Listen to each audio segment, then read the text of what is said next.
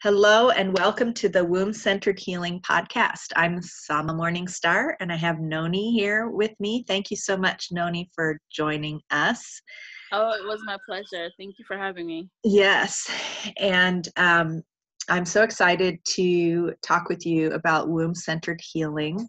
I've been following your work a little bit online and I'm really excited to hear what you have to share about it. I'd love for you to introduce yourself a little bit more and share about what womb-centered healing means to you. Okay. So, hey everyone. My name is Noni, and first and foremost, I am a massage practitioner. I've been licensed for about 8 years now, and I reside in Baltimore, Maryland. Since 2014, my practice has shifted more so from just body work to more of womb care, womb therapy, primarily because of a personal issue that happened within my family with my youngest sister. So from there, I started doing a lot of work and research, and it just brought me to this point where my work, or I feel like my life's purpose, is materialized. I am now working with women all over the U.S. That are looking for additional help and support with different things related to womb care. So from womb trauma to trying to conceive, to feminine wellness, to detox, you name it. So my practice is such where I still do massage therapy, but I primarily do a lot of work and teaching around proper womb care techniques, if you will. So one thing I'm pretty proud of is my e-course. And I will leave some information for you to share with everyone, but it is a e-course that is available for people who are interested in learning how to safely do a technique that I advocate, which is yoni steaming. And yoni steaming is great to address a slew of issues that women pretty much face. So my practice is such now where I do that and train others to do that safely. And then out of that love, a whole new venture has birthed, which we'll talk about some more with my retail space that sells the herbs and gowns and stools and the courses and so on. So we'll dive into that later, but that's pretty right. much me right now. Yeah, and I think I connected with you because I was inquiring about people who make their own gowns or cloaks. Yeah. It's called cloaks for vaginal steaming practice, and I'm a vaginal steaming practitioner as well. Did you learn about vaginal steaming? Where did you learn about vaginal steaming to start? So I learned from the same person that connected you to me, Kelly Garza, lovely lady. She has a course that I took the course some years back when I was trying to help my sister. And then kind of out of that, so I'm a very visual person. So not only do I want my client to experience the service, I want them to have an entire experience within itself, almost like it's a ritual or a ceremony, which indeed is what it is. So I wanted to make gowns, something that they could wear while steaming so they're not covered up in whatever, like sheet or towel. Not that there's anything wrong with that, but I just wanted it to, I guess, seem more like it's a big deal for them. You know what I mean? So I started, I got a young lady here in Baltimore to make me about 2 of them or 3 of them at the time. So the next time I needed some, I went to her and she was like, oh, well, I won't have them ready for another like 3 weeks. So that kind of like blew me because I wanted them like right then and there, or I wanted them that week.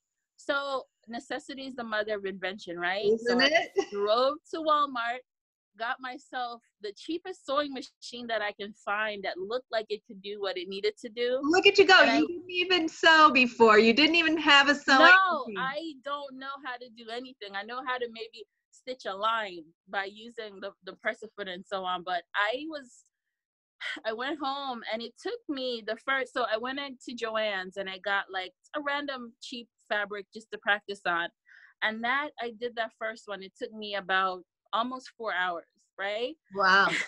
Then when I started buying fabric like this right here, so this is like the fabric that I use now, similar to this. So You when I wanted got bright ceremonial bright, colors. Yes. exactly, Sama. That's exactly my intent. So then it moved from 4 hours to about 3 hours. So now I can do a gown in like 20 minutes. Hmm. So I pretty much taught myself how to do it, taught myself how to be proficient. And it's super simple, but it's a way for my clients to feel special. And Kelly, thank God for her. She saw a picture that I posted and told everybody in her group, Steamy Chick, about my gowns. And she was like, go ahead and, post them on the group. If anybody wants to buy them, they can buy them. And to be honest, that's where it started. And I started doing more intricate work for clients, business owners who need a certain fabric, a certain look, and different things. So that's where it came from. And do some of the fabrics that you choose for specific clients, do they have symbolic meanings, like with the colors and the shapes and the images on the fabrics? Do you choose? Images, yeah, images for sure.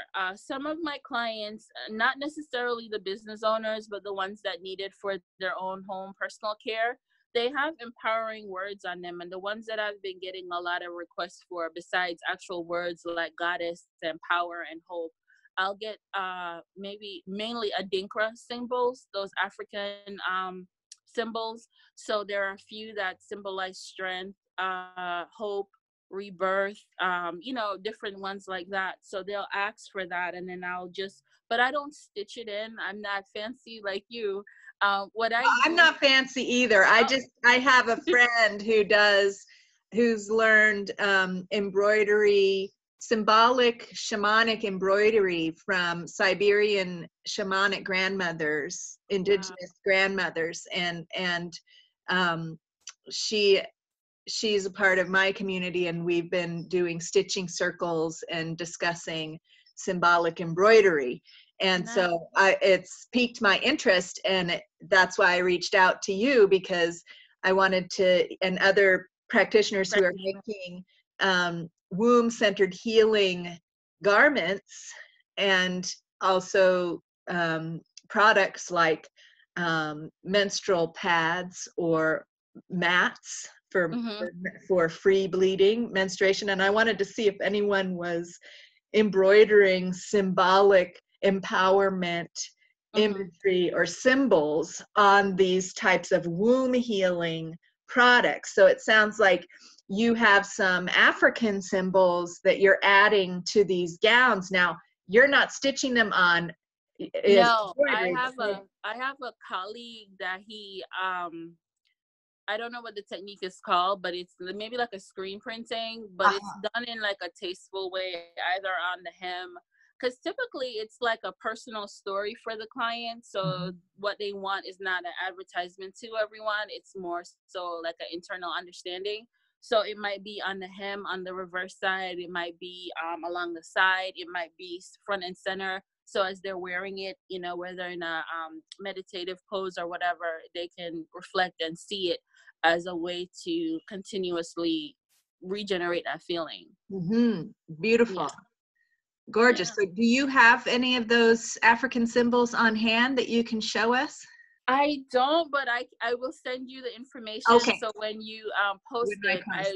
you'll see some of the ones that I'm talking about, and I'll even Beautiful. get some on the garments so that you can see it more in real form. Awesome. We can share those in the Yes. post. So look for those when you're wherever you found this link. I don't know if we'll be able to post them on YouTube, Okay. but we can put them on the social media accounts where we'll post the link. We'll add the photos of that as well.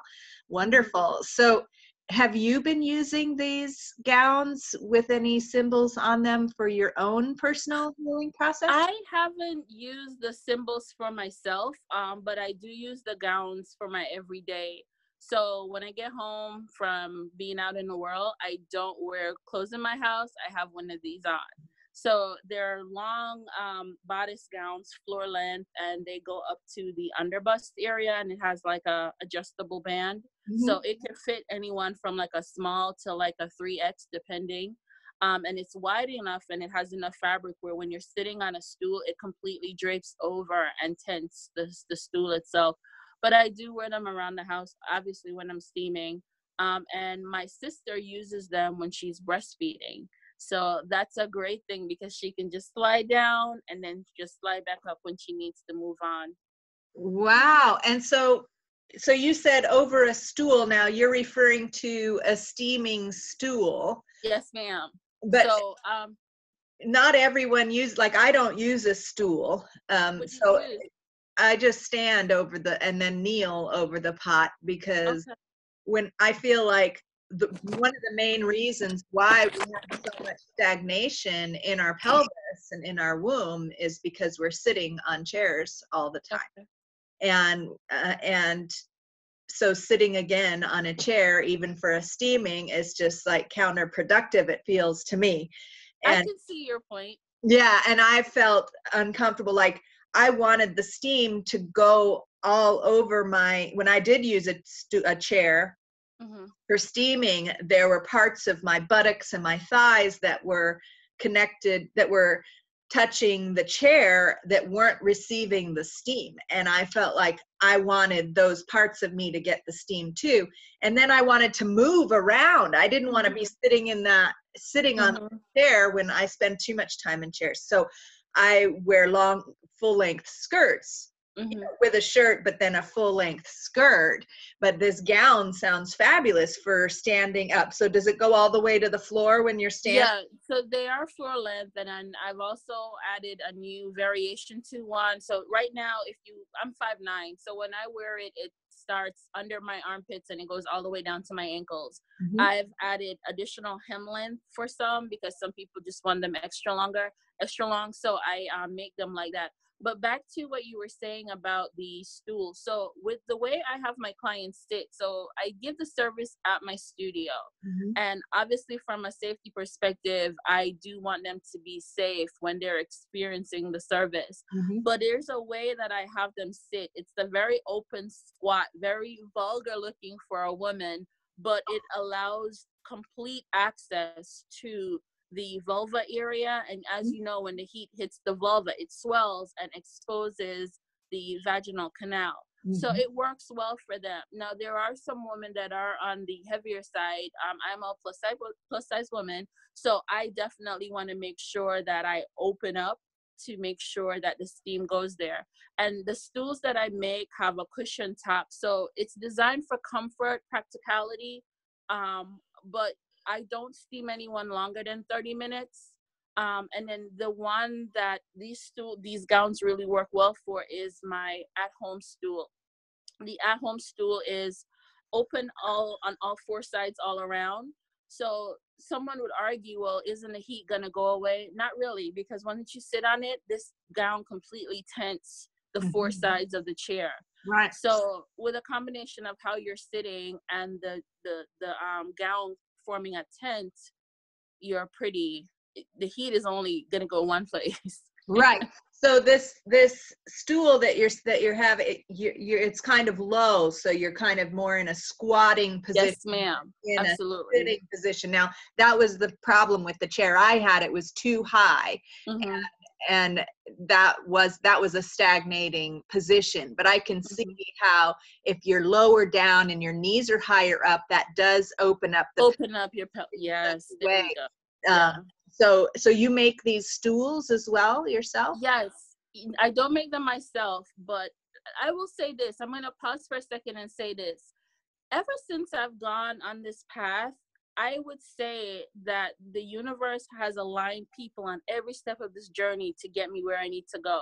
It started with wanting to make the gowns. I did find someone local. Then I figured out how to do them myself. And then Kelly gave me that extra, notoriety.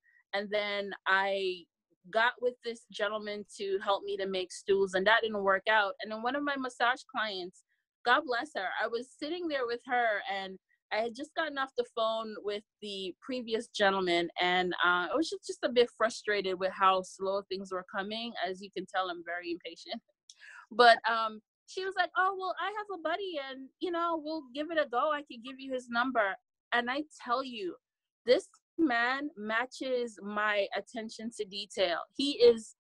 I cried the other day because my stools are, when I send them through FedEx, the big ones that the salon owners use, they're in a 24 cube box, and to send them is pretty expensive. And I was just talking with him via text. Do you know, a few days later, He's like, I'm coming down to Baltimore because he's in PA. I'm gonna drop off a prototype for you. Play with it and let me tell me what you think. He figured out a way to make my stool collapsible so that shipments could be cheaper. He Wow. has nothing to gain besides what he gets for the sale of the item.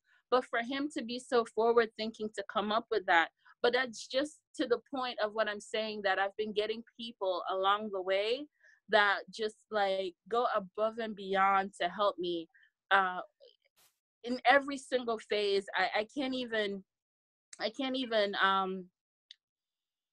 don't have to question it anymore because I know I'm in line with my purpose, and that's why this is happening. You know, I know this is all divine order, but the gentleman, I'm long-winded, the gentleman is in PA and he makes them for me. He's a woodworker, and they're beautiful and they're fabulous and they're safe and they're sturdy, and he makes two types for me. There are the big boxes, and I'll make sure I give you a photo that the salon owners usually use because it has a cushion top that I make for it. And then there's the at home, which kind of mimics like a little table with the four sides open. So he does those two for me, and I sell them on my Etsy shop. Wow. So have you considered decorating these items with some of the symbolic images at all? You're in my head, I'm Sarah. in you. Yes. I'm Yep, in that the is the process. next thing. Yep, that's the next thing. I'm finding someone that can etch it out because Uh-huh. I do want to carve that in, because I feel like these symbols are so connected to how it has like deeper roots of how, you know, the kind of journey that we're on. You know, it's almost like a self-fulfilling prophecy. We want to get to that place of happy. We want to get to that space of liberation, of hope, of you know, just whatever feeling that we want to possess, whatever concept from those symbols that we want to embody. That constant visual representation, I feel, is blessing the chair, it's blessing the gown, it's blessing the body that's wearing it. You Mhm. know, we're embodying and we're taking on what we want. You know, we're willing or manifesting that concept to ourselves. So for that woman that's trying to conceive, having a symbol of hope, you Right. know, it's deeply tied to her mind and how she connects with mind and spirit and body. Right. Or fertility goddesses, Fertility, or, yes. things like that. You might look into, and this might be something, do you draw? Okay. Can you draw? I do. Hmm. Because there's a tool for working with wood that burns images, like a pencil. I mean, it's, you hold it, you turn it on, it makes a really hot tip, and you can just basically burn whatever image you want into the wood Yeah. and just draw it on there. So another freaky story, I was talking to, all my clients are like just godsend. I get the best people. I mean, I say clients, I mean like my massage clients. Some of them are just like almost like family to me now. This one young lady, I was talking to her, and she's an art teacher, well, was an art teacher here in Baltimore. And she had a little baby the other day, and Jack is his name. And we were talking, and I didn't even know that she was doing this on the side. She's like, I'm starting to make baby furniture, and I've come across a machine called CNC. It's a CNC machine, and it does exactly what you're saying, but more from a digital perspective. So Uh-huh. whatever image that you want. So if you ever see, like, I'll show you an example. So this is on my little altar, but create your happiness. So you see how these words are all carved out? Yeah. You can carve out whatever you want. So to Uh-huh. your point, I can get those symbols etched in wood, Oh, looking look all at that. fancy. Looking all fancy. Looking all fancy. So I that's something, it's funny you alluded to, but that's exactly the next thing that I want to do, is to put it Awesome. in the wood itself.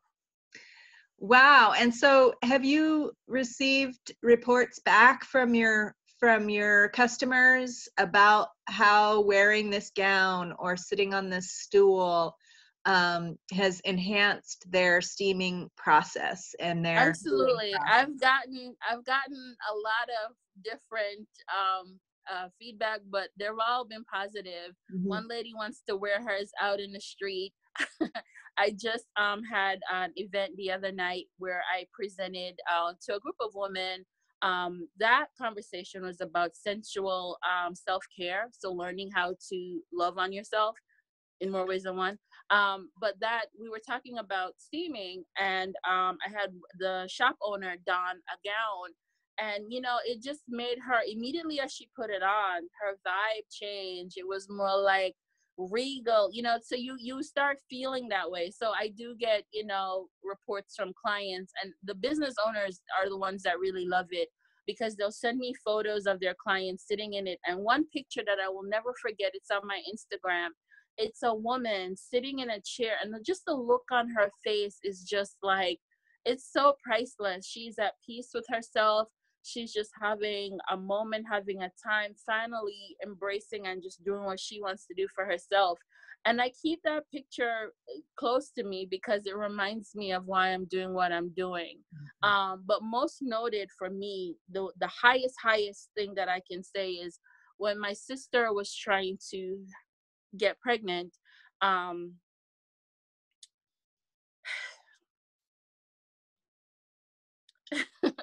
Give me 1 minute. So my sister, that's my youngest sister. So prior to my daughter being born, she was like my baby, right?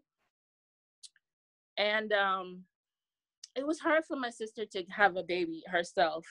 And she, was trying for a long time. We found out that she had endometriosis and she had fibroids. So it was going to be a bear, But her and her husband, God bless him, he's so sweet. They tried and tried and tried, and finally she became pregnant.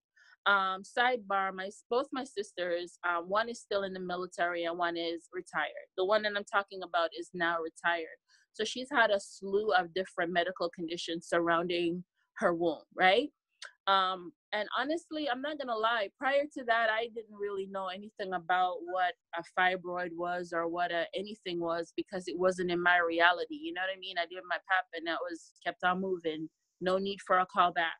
So she got pregnant, and that November,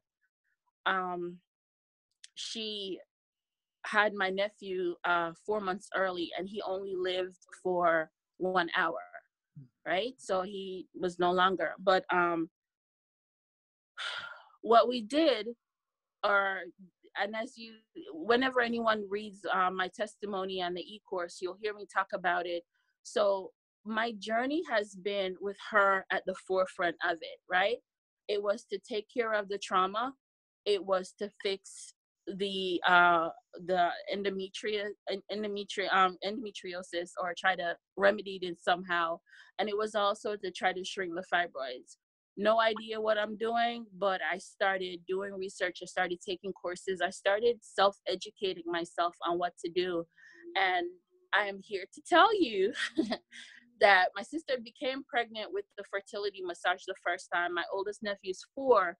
But when I started working more deeply into herbs, she was steaming at home. I sent her a blend for endometriosis, and I have another little nephew here now, and the endometriosis is still touch and go because you never really get rid of it, but she's still under care for it. So what I'm most proud of is that if nothing else happens, I'm super, super proud of that. And that's why I'm doing what I'm doing. So you have 2 nephews now that you assisted her in healing her womb well enough to carry 2 babies to term and birth them healthily, so that now you have 2 nephews after that first one that she had trouble with. And Right. Oh, beautiful, beautiful. And so did you make her a special gown or have ceremonial things for her in that process too? Yes, so I've sent her herbs that I've particularly made for her in mind for that. I've sent her stools. I've sent her gowns that I've made for her to have that moment for herself. And then now the biggest gripe for her is having her time for herself, because 2 little boys and a husband, you need your you time, right? Right. So it's like a blessing and a curse almost. So did you give her herbs and guidance around doing steaming during the postpartum period for both of those babies as well? Not the postpartum, not the postpartum for the for my first nephew. Not the postpartum for that. To be honest, I was moving on eggshells because I've never experienced anything like that. And I really didn't know what to do. And at that point, I was still just thinking body work mode. So at that point in 2014, I became certified to be a fertility massage specialist. So my help there was working with my hands and with craniosacral techniques and foot reflexology and every component of that protocol to help her that way. And it was not until after, when, you know, she had Malachi, who is the second nephew, but when she had the third little guy, that was when we really started addressing the endometriosis. So the herbs is what helped with the third baby, and the body work is what helped with the second baby. Mm-hmm. And then, so then have you started to, on the third baby, did you start to include postpartum care in? Yes. So she does postpartum care, and she does womb trauma, postpartum, and of course addressing the endometriosis, because that's super painful. And I never knew that until I started working into it, the kind of cramping and the sensation that you feel. It's very painful and it's debilitating. And my sister is as strong as they come. You know, if I need somebody to fight with me, she's the one I'm getting. And that's my youngest sister. You know, she's super, super strong. But to see her break down that way, you know, it was just like I needed to do something. So postpartum, womb trauma, endometriosis, that whole bit. Mm-hmm. And so I'm imagining you've been learning more as Kelly Garza has been developing her program. Now she has trainings on all of these aspects, fertility, postpartum, all of that. And I know I'm developing those skills and that knowledge for myself. Yeah. Now, I've only taken Kelly's initial course for learning the service. What I've done outside of that, there is another place in Indigenous Remedies, and I did another herb course there because their coursework was circled around herbal therapy for feminine wellness. So it dealt with a lot of things, not just steaming. Steaming is a way to, but it was more like herbal care in general. So I've been, you know, approaching it from that aspect. And it's always one, and you know this, you're always learning, you know, you never know enough. You know, you're presented with a new situation every day that you're constantly evolving. And I'll make my notes and I'll go back and scratch them out and redo this blend. And, you know, it's like an ongoing thing. So where do you get your herbs from? Do you grow them or do you order them? I order them. So I bought my wife a, what is he? He's what is that dog? He's a lab, a chocolate lab. Nothing can be in the backyard. Oh. He chomps on everything. So wow. Before we had him, we had, you know, basil and other little herbs there, not for like, but more like for like home use, like for cooking, teas and so on. So it would have been a larger undertaking if, you know, since now I'm more knee deep into it, but with this guy in the backyard, nothing will survive. Maybe dirt, that's it. So where I get them from is Herb Co. or Mountain Rose. So I get the organic herbs from there and they ship them to me, and then I just take them out and put them in jars, label them, and I use them as I need. Now, I know that this next question is a realm of herbal womb healing that I am getting ready to produce a course on, and I'm curious if you've explored this some. Because what many women discover as we're working with our womb health is that oftentimes some of the root cause of womb ailments like endometriosis or infertility have been passed down through the generations and have an ancestral component to it. And I've had many clients who say, oh yeah, my mom had this, my grandma had this, my great grandma had this. And that tells me that there was some trauma back in the generations, or there's some pattern of relating or being that each woman of the generation's womb is trying to communicate through that sickness, that ailment, that something's not working, something needs to be healed on Right. on an emotional and spiritual level, and that the womb is how we're connected through the generations so Yeah. strongly. And so I'm curious if you have explored the relationship with herbs and ancestral healing, because our ancestors relied, before all this modern medicine business, our ancestors relied on herbs for all of our healing. Mhm. And then there was the trauma of losing that and being forced to rely on medical doctors in a lot of ways. There's a lot of trauma around that transition between having Mhm. the herbal wise woman in the village and, Yes. and to then the colonization, the enslavement, all of these ancestral wounds that we have that that made us lose connection to those wise ways. And so there's a lot of ancestral healing that can be done, especially with herbs, because the herbs know that whole story in their Right. Right. cells. And when we smell that herb, that same herb that our great great great great great grandma It was brings using, that it connection. brings it back. And so I'm Mhm. curious your experience of that and how you work with that. I'll tell you this. So I do mention it in my course, but I don't dive all the way in it. It's definitely something that it needs more than just a reference. It needs a lot. So for you doing that course, please share that information whenever you are ready, because I would love to take it myself and see, about things. So what I'm realizing for me is I am that woman, the one that you're talking about. I am her. So for me, being of Caribbean descent and really raised by my grandma, a lot of the things that I know, my way of life, I know the things that I've been doing, the things that we say, oh, that runs in the family. You know what I mean? From trauma to sickness, it's like that generational, I don't want to say curse, but it's that thing that connects each woman down the line. And I'm realizing that the healing that I'm doing for other women, I'm also doing it for myself. So there is a connection there. I'm still unearthing it. So what it looks like, I'm not quite sure yet. But I do know that the woman that you're speaking of, the woman who is a perfect candidate for your course, is myself. And what I'm hoping is with my course that all these different pockets of women that are opening their own businesses, they're helping other women identify that there is some connection between the pain that you're feeling now to maybe something that's been tied throughout the generations.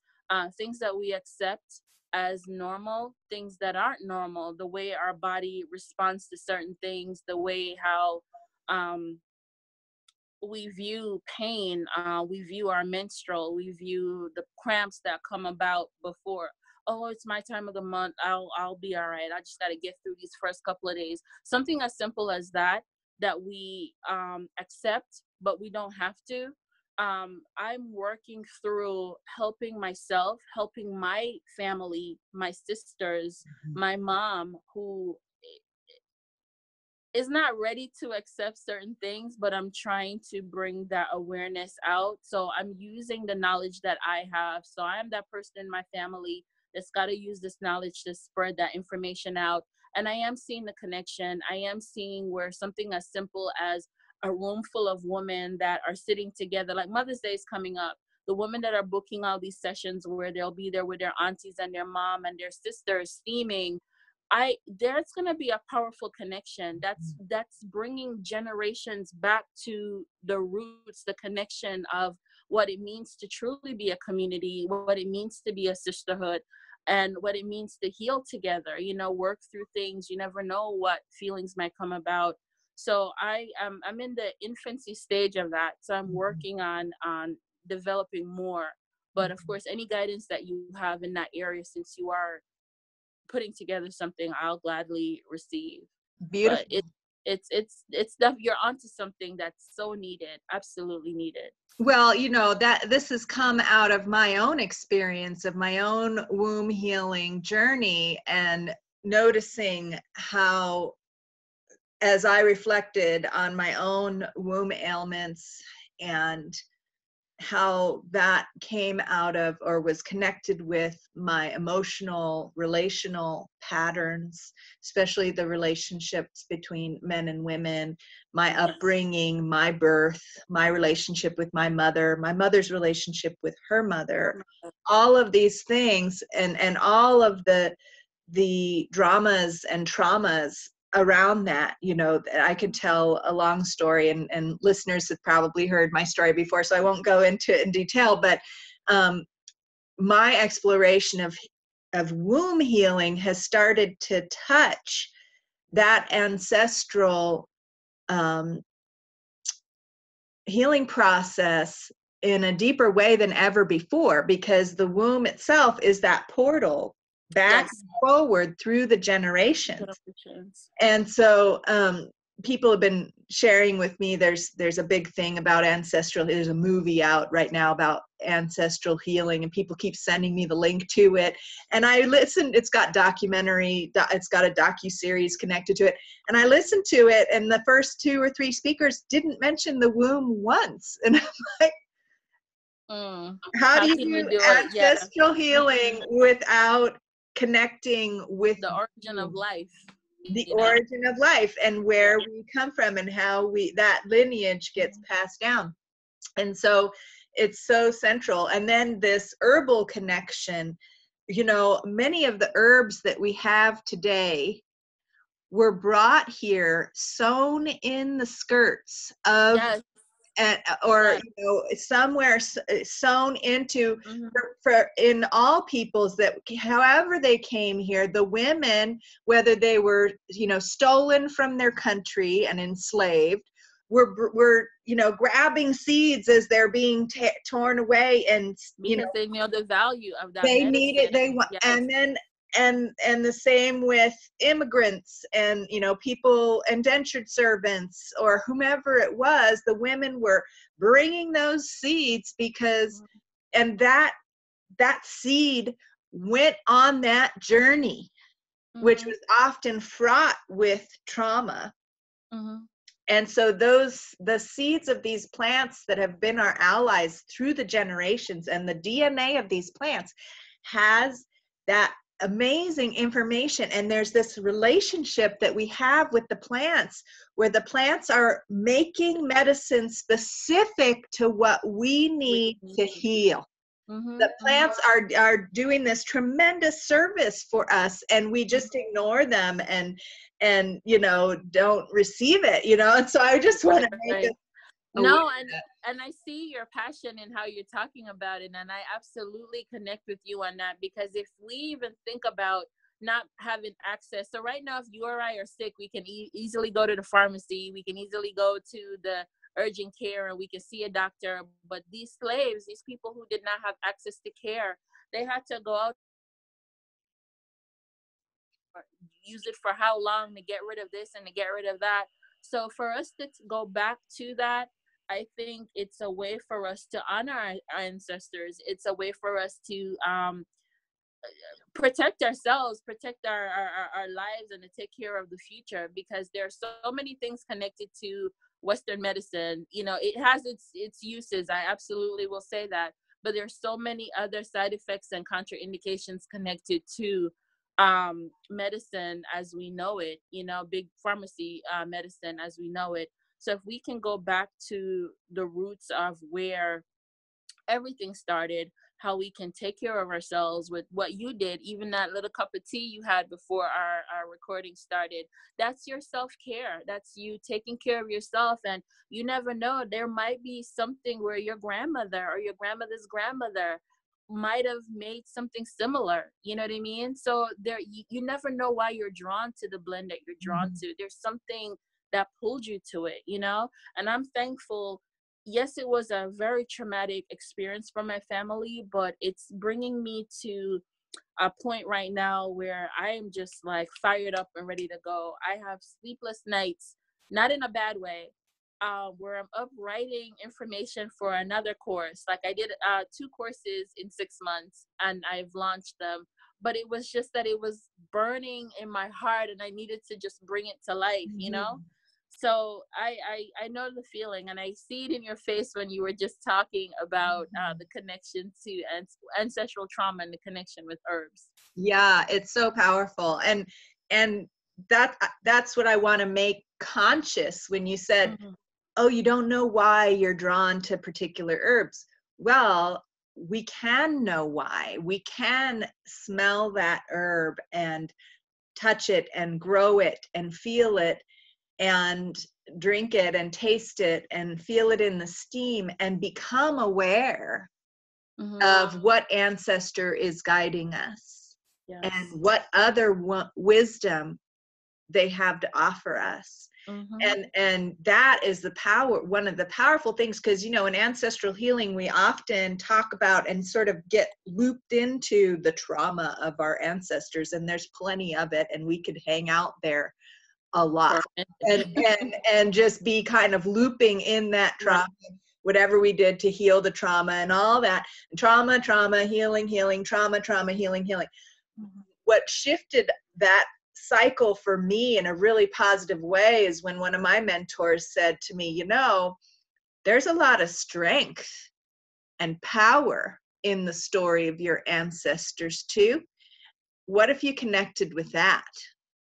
So Mm. instead of just focusing all the time on the trauma and the horrible story Mhm. that my ancestors lived through, I started to realize, wait Right. a second, look at how much What did it strength, teach them? How did it right? empower them? Mhm. And but how I can recognize that strength in me. Gosh, if they got through that and the strategies that they use to get through that, some of those are healthy strategies, some of those aren't so healthy strategies. I have to sort of undo and relearn, but Right.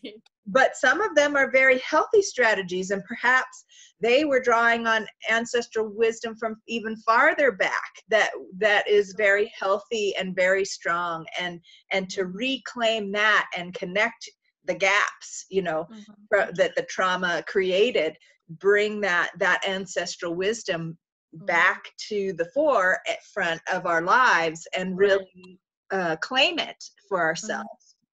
Mhm. And there's something so cool about knowing, like when I was writing the course, the Yoni Steam course, I realized that it wasn't the treatment didn't just have roots in one area. There were there are different pockets of communities and tribes and groups that had it going on. I had one client, her grandma is Russian. Her grandma did it. Of course, the Mayans, the Caribbeans, the Africans, the Indians. It was all over in Asian countries. It's all over. So there is some commonality, or a woman knew some way somehow this information traveled. And I'm glad that the work that you're doing and the work that I'm doing, we're bringing that information around again. So when you do launch your course on and I don't know how you're going to angle or position it, but I do know you're probably going to do something surrounding, okay, now that it's out, what do I do with it? Now that I've discovered this, to the point that you just made, that your mentor alluded to, like, what strength can I draw from this? And we're going to heal so many women and so many future women with this knowledge and this understanding. So I'm psyched, I'm pumped, and I'm happy to be a part of it. All Absolutely. right. Well, thank you so much, Noni. I will definitely keep you informed and keep you in the loop, and we can, mutually support each other. I'm super into Absolutely. collaboration, and I know Kelly is too. And so I really appreciate being part of this community with you. And so I'd love to have you share, if people wanted to get in touch with you about what you've been sharing about today, how would be the best way to do that? So the area that has all my information is on my Instagram. The handle is Woman Things, and it's spelled WOMBMENTHINGS. So Womb Men Things. That's the same name on Facebook, but my IG has all my links, if you are local and you want to schedule a steam, schedule a fertility massage, a prenatal session, you want to buy a gown, you want to take any one of my 2 courses, you want to see some of the work that I've been doing, some of the speaking engagements that I've had, you can go there and it has all of my information. But if you want to just call me, you're welcome to call or email. But I'll give you my email. It's also WOMBMENTHINGS @ gmail. So womanthings@gmail.com. Beautiful. That's the best way besides the IG. All right, great. So I encourage folks, if you want to get your own custom gown or stool for steaming with symbols, can somebody send you a particular symbol that they want to have? Absolutely. I do custom orders, Mhm. so they can send something and I'll certainly can add that to their gown for them. Definitely. You got me thinking. Uh, Wonderful. And if you want to learn more about my upcoming Ancestral Healing with Herbs course, you can sign up to get on the Womb-Centered Healing Temple mailing list at wombcenteredhealing.com and keep an eye out for announcements. When you first sign up, you'll get a free womb listening meditation. Which is lovely to just begin that connective journey and listening to the wisdom of our wombs. And once we open that channel of listening, then the wisdom of our ancestors can, as that channel is nourished by a regular womb listening practice, then the wisdom of our ancestors can start to just, we have this nerve that goes directly from the womb to the brain. So Yes. information that we receive in the womb is like direct transmission to our awareness. And so it's very powerful. So that womb listening practice helps to nourish that connection to be made. So you'll get that, and then further announcements. I'm having a webinar this coming Sunday on Mother's Day, actually, at I think it's at 11 a.m. Pacific time. So if you sign up, you'll get the access for the newsletter. You'll get the access information for the webinar. We're going to have an initial discussion about ancestral healing with herbs. So maybe you'll join us there, Noni. Yeah, that sounds lovely. But for Mother's Day, it seems like just the right time to Oh my gosh, yes. start that discussion. And even if you can't make it at that time, if you sign up for the webinar, you'll get the replay recording, the newsletter. Yeah. So, all right. Well, thank you so much, Noni, and thank you, listeners. And that's all for now. Thank you so much. Yes, you're welcome. All right. Until next time, take care now.